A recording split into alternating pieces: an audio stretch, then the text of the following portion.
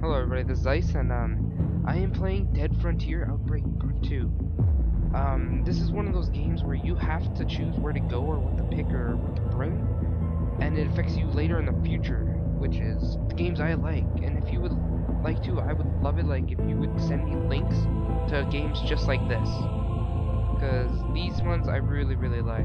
Other than my rambling, let's just play the game. And it has voiceovers too, so that's really good, so I don't have to say what's going on. On June 29th, 2016, our lives changed forever. We got 3 years. A virulent man-made virus had been mysteriously released into the population, mutating the infected into ravenous flesh-eating zombies. The outbreak had claimed untold lives, but somehow my wife and I had managed to survive. We escaped the carnage of the cities by driving deep into the countryside, hoping to find relative safety at our parents' farm. When we arrived, we were relieved, not only to find her parents still alive, but with the help of the locals, they had managed to fortify the farm. The granary held enough grain to feed us for months, and we had plenty of ammunition. It seemed as though we could survive here almost indefinitely.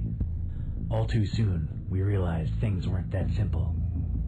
With no one working at the local sewage treatment plant, filth had found its way into our drinking water. A disease we had all but forgotten about came back to haunt us: cholera. Without antibiotics to treat the infection, people grew weaker and weaker, and finally died. It was clear that if someone didn't go and find some medicine soon, we'd all be wiped out within a month. Those still healthy enough to hold a gun decided to draw straws. Mine was the shortest. Of course. And this is how we probably ventured to the city. Having been chosen for the mission into town, I wasted no time and started preparing immediately.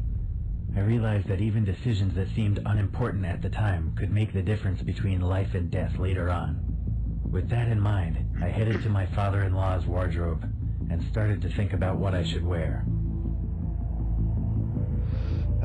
The truth is, no matter how much gear you put on, the safest thing you can possibly do is shorts and a t-shirt, because in a zombie apocalypse, speed is all you really need. I chose a pair of shorts and a baggy t-shirt from the wardrobe. It was a sunny day, and the last thing I wanted was to be uncomfortable. You're going to a city, of course you're going to be uncomfortable and scared. I knew that I was heading straight into a meat grinder. Zombies still wandered the streets, devouring any living thing that crossed their path. I knew that confrontation with the infected was inevitable, and so after I got dressed, I headed straight for the armory.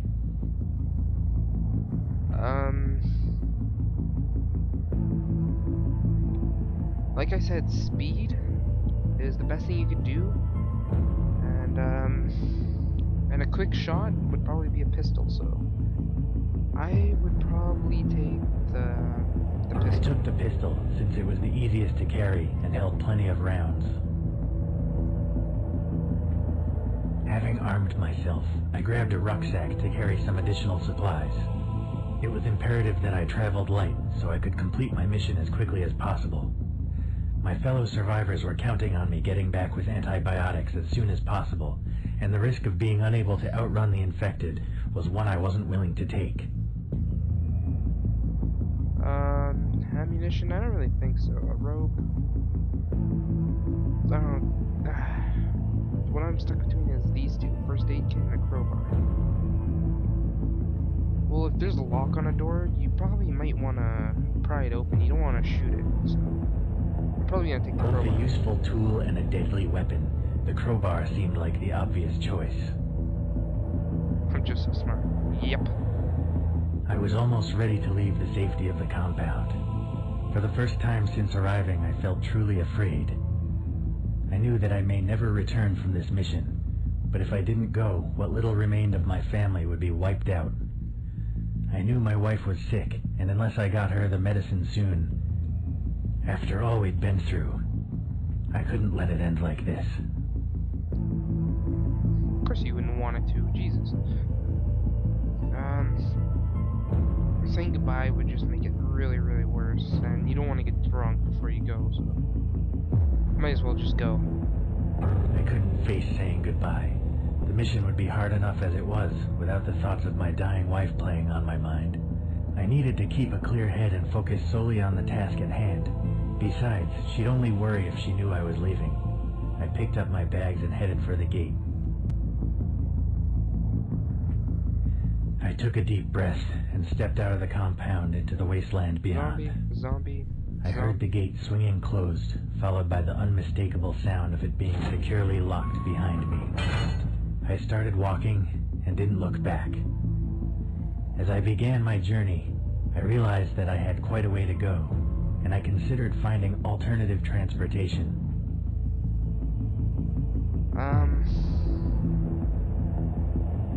I'd probably find just a bike. I had to walk quite a while before I eventually spotted an old and slightly rusty bicycle sticking out of a hedgerow. It wasn't in very good shape, but it was about rideable, and still a hell of a lot quicker than walking. Unfortunately, just before I reached the outskirts of town, the chain snapped. I would have to continue on foot, but at least I saved myself a lot of time and effort. After a couple of hours, I eventually came to the outskirts of town. The place had been pretty run down even before the outbreak, and I had struggled to imagine it being any worse than I remembered. I was wrong. Once the streets had been the home of petty gangs and prostitutes, but now they were littered with decaying, half-eaten corpses. The air was thick with flies, and maggots crawled and squirmed among the bodies. I took a moment to regain my composure, and then pressed on, trying not to notice what I was standing on. As I turned the corner, I saw another man standing some distance down the road. I had no idea if it was a survivor like myself, or one of the infected.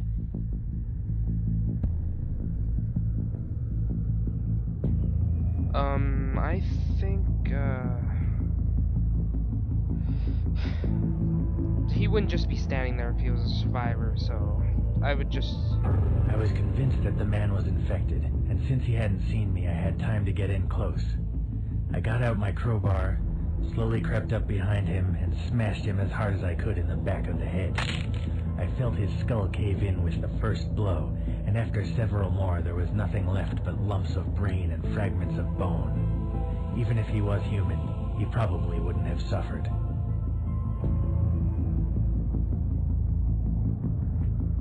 Having dealt with the situation, I continued on down the street towards a small chemist. To my relief and surprise, the building didn't show any outward signs of having been looted.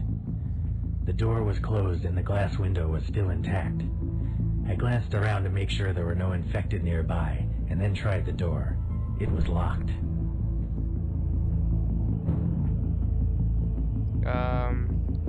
Yep, that's why I brought the crowbar. I took out the crowbar and wedged it between the door and the frame. With a little bit of effort, I was able to lever the door open, allowing only a brief cracking noise to give away my position. As I entered the building and looked around, I realized that the antibiotics I so desperately needed would be kept in the back of the shop, so I carefully made my way towards the counter. Just in front of it, I noticed a body wearing what appeared to be a white lab coat. It was probably the chemist. From the blood stain and bullet hole in his back, I surmised that he had been shot to death.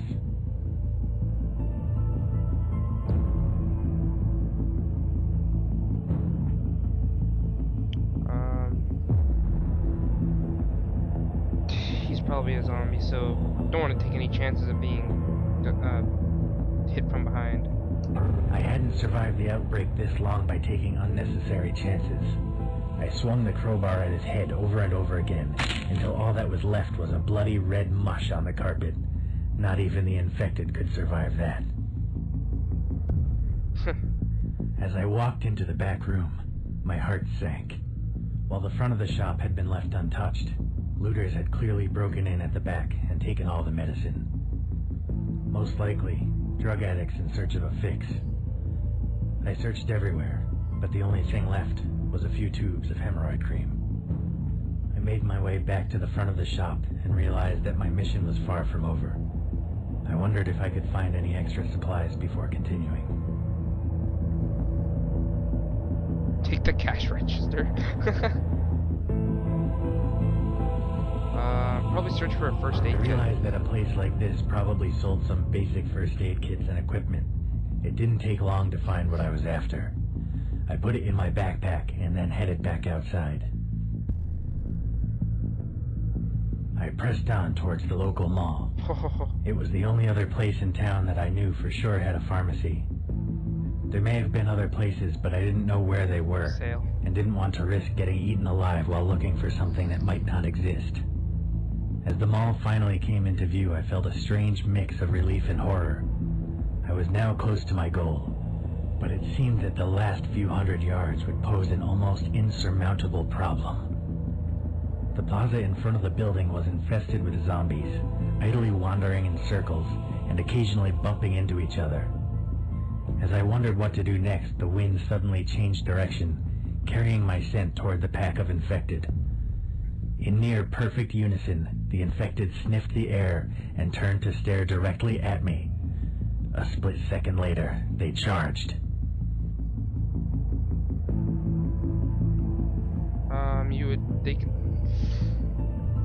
They can easily smell you in a car, so you might as well, you would get freaking mauled to death. Run around the block and try to find another entrance, or firing with the bastards out. Run around the block and try to find another entrance.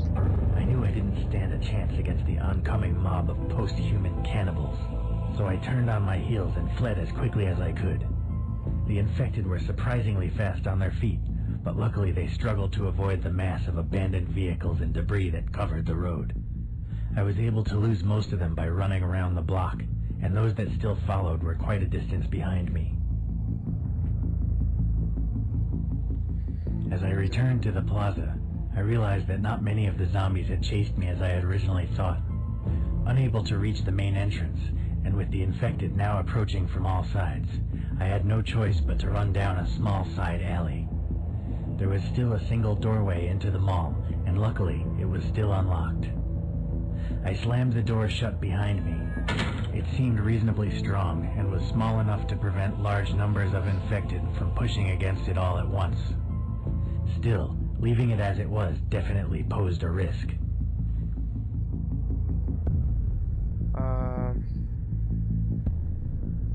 Lock the door first and then barricade it. I closed the bolts on the door and then quickly looked around for something to barricade it. Luckily there was some old tables and chairs nearby, which I was easily able to wedge in front of the entrance. No one would be getting in or out this way anytime soon.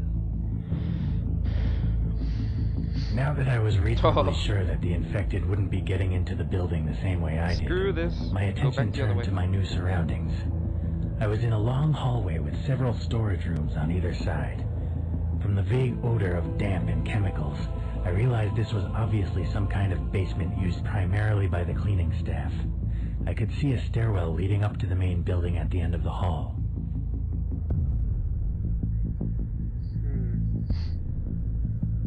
Straight for the stairs, search for supplies. Ensure the area is secure.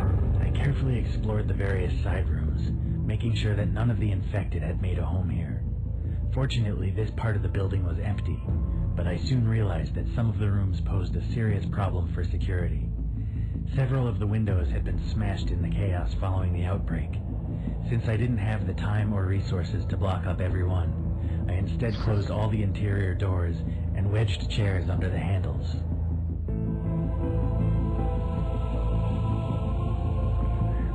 I climbed the flight of stairs to the ground floor and then headed through a small doorway into the main building. The mall was eerily quiet, and despite my best efforts to keep a low profile, every footstep seemed to echo throughout the entire building. The shutters on most stores had been closed, presumably in an attempt to keep the infected from roaming freely. Frequent bloodstains were an ever-present reminder of how little the shopkeepers had achieved. A sickening feeling in my gut told me this place had been the scene of a terrible massacre. As I slowly made my way to the central square, I recalled that the pharmacy was up on the second floor. I could see no signs of life, human or otherwise, and so decided to ascend the nearest escalator and secure the medicine the folks back at the farm so desperately needed. Before I could reach it, the silence was broken by a tremendous bang, swiftly followed by something whizzing an inch past my head. Someone had taken a shot at me. What should I do? What should I do? I know.